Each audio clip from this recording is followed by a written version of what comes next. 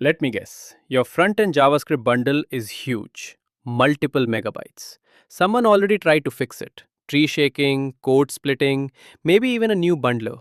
And after all that, nothing really changed. Here's the uncomfortable truth. This isn't a Webpack problem. It's not a tooling problem. Your bundle is big because your team slowly designed it that way. And most teams don't realize they're doing it until it's too late. Let me show you how this happens. Every large front end starts the same way.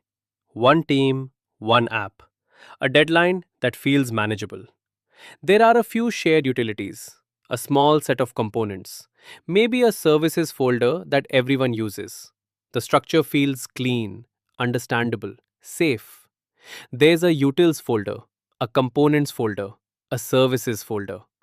Everyone imports what they need. No one thinks twice about it. And at this stage, nothing is wrong. In fact, this setup works beautifully when the team is small. But this is also the exact moment when the seed of the problem gets planted, quietly, invisibly, and without any bad intentions.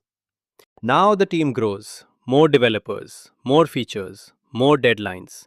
Teams start copying utilities because changing the shared ones feels risky. They import whole libraries instead of the one function they need. They add polyfills just in case. And every single decision makes the bundle slightly bigger. At some point, someone finally notices, usually during a release or after a performance complaint. Someone asks the question everyone has been avoiding. Why is our JavaScript bundle so big? And the answer is always the same. Yeah, we know. We'll clean it up later. Because fixing it right now would mean touching shared code, and touching shared code feels risky. So the conversation ends, not because the problem isn't real, but because no one actually owns the bundle. This is the part no one likes to hear. Your JavaScript bundle isn't big because developers are careless. It's big because your architecture makes adding code easy and removing code socially expensive. There's no contract for what's allowed inside the bundle. No size budget, no explicit ownership, no one whose job it is to say no. Slow slightly. So every team adds what they need. Nothing gets removed. And over time, bloat isn't a failure. It's the most predictable outcome of the system you designed. High-performing front-end teams treat the JavaScript bundle like a shared resource, not a dumping ground. They understand that every kilobyte added has a cost someone else will pay later. So they do a few uncomfortable things. They set explicit size budgets, not as suggestions, but as real limits. They force teams to justify new dependencies because every dependency is a long-term commitment.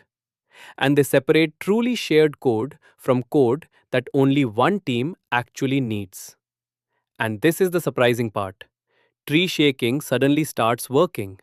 Code splitting suddenly matters. Not because the tools changed, but because team behavior did. So if your JavaScript bundle is sitting at 5 megabytes, the problem isn't Webpack. It's not tree shaking.